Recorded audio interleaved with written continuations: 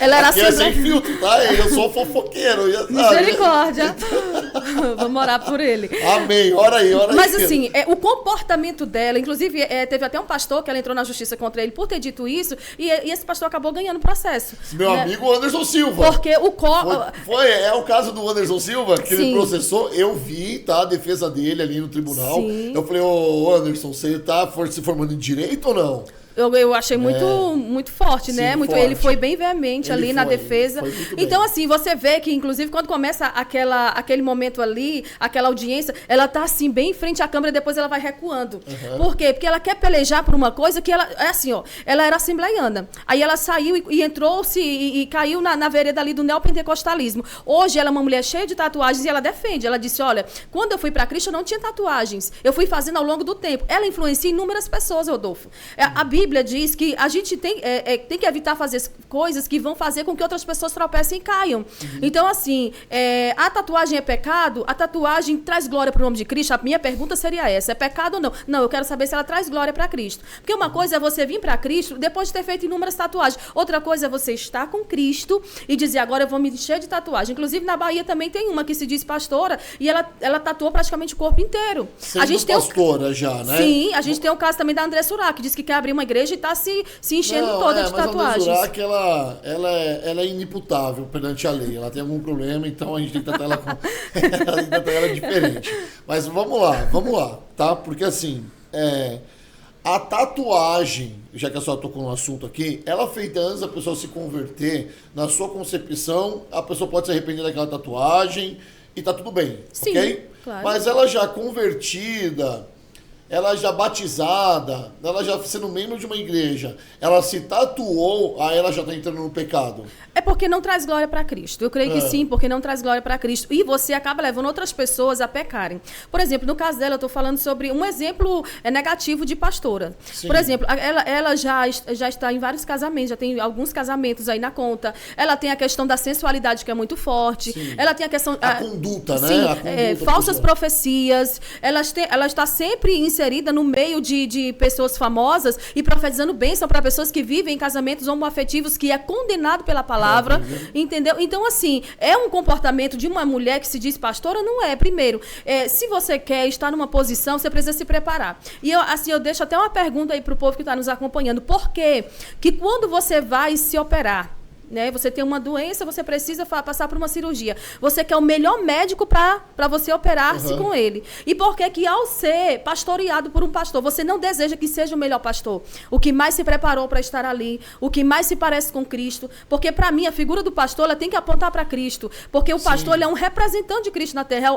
Quando Jesus fala ali em Apocalipse ao anjo da igreja, ele está se referindo ao pastor, o responsável por aquela igreja. Eu entendo perfeitamente o que está dizendo, assim, eu concordo com...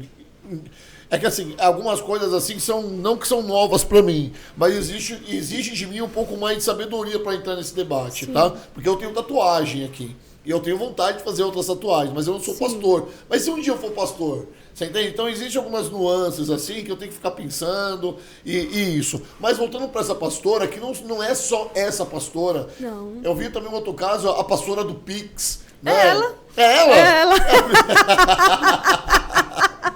É a mesma pastora, é a própria. Andando com os cílios, toda não, piquetada. Ela é toda montada. Por exemplo, a começar das unhas, dos cílios, ela fez botox, fez tanta plástica. Isso aí, pra mim, não é o problema em si. O problema é ela ficar entregando falsas profecias, coisas que não vão acontecer, e usando o nome de Deus pra barganhar um recurso pra ela, né? Pra viver, pra sustentar-se com aquilo, sendo que o perfil dela, ainda que a mulher possa ser uma pastora solo e tudo mais, sendo que o marido não é um pastor, mas ainda que fosse, ela não tem perfil pastoral. Porque quando Paulo fala sobre o perfil de um pastor, ele fala sobre as qualidades ali do homem, que tem que ser marido de uma só mulher, tem que ser não dado a muito vinho, tem que ser um homem que ensina, que administra bem a sua casa. Então tem várias qualidades ali que, por acaso, por exemplo, ela não teria. Não, eu entendo perfeitamente, mas aí a grande questão, por que pastoras como ela, e pastores também,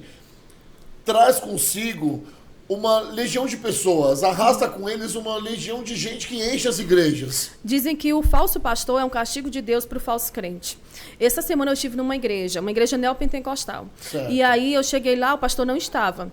E assim, até o tema da campanha era algo assim, bem forte, algo diferente de tudo que eu já tinha visto. Inclusive o nome do diabo estava lá no tema da campanha. Era diabo, me devolve o que é meu, uma coisa assim. Diabo me devolve o que é meu. O que é isso? Mas é aquele negócio de amarração. Solta o que é meu. Então assim, eu estive nessa igreja. Traga o crente amado em 3 dias. Só faltou essa daí. E nesse tempo, o povo trocou o caráter pelo carisma. Essas pessoas são bastante carismáticas. Elas arrebanham multidões. Elas têm um discurso macio, aquele discurso doce, aquele discurso que as pessoas gostam de ouvir. Não, ela fala aquilo que eu preciso ouvir. E aquilo que ela fala vai de encontro à minha necessidade. As pessoas trocaram... Repete, por favor, que eu achei sensacional. As pessoas trocaram o caráter... pelo carisma.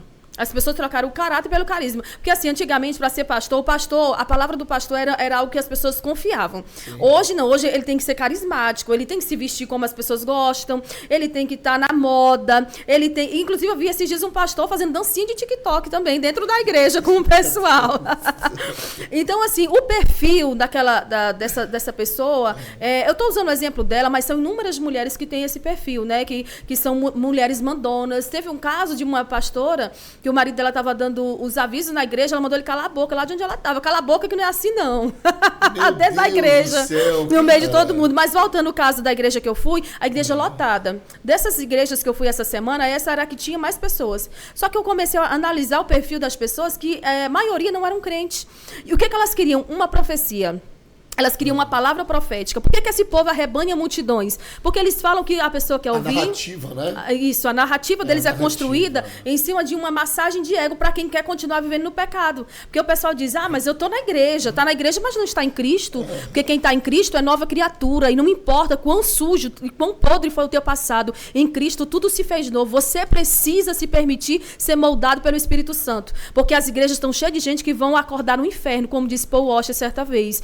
E as pessoas que estão servindo a Deus, eles estão se arrependendo dos seus pecados e buscando apontar para Cristo nas suas atitudes hoje. Eu sou uma pessoa que já passei por situações que eu não gostaria de ter passado, já me envolvi em situações, inclusive essa situação de conflitos, né, que o povo disse que eu sou polêmica e tudo. Eu digo, Senhor, eu não quero falar contra a tua igreja, eu quero buscar um povo em favor do resgate do verdadeiro evangelho. Né? Nós precisamos voltar a ser quem um dia nós fomos. Sempre houve falsos mestres, sempre houve falsos profetas, mas a gente precisa voltar às primeiras obras, se arrepender. É o que a igreja de Éfeso precisava fazer, voltar ao primeiro amor.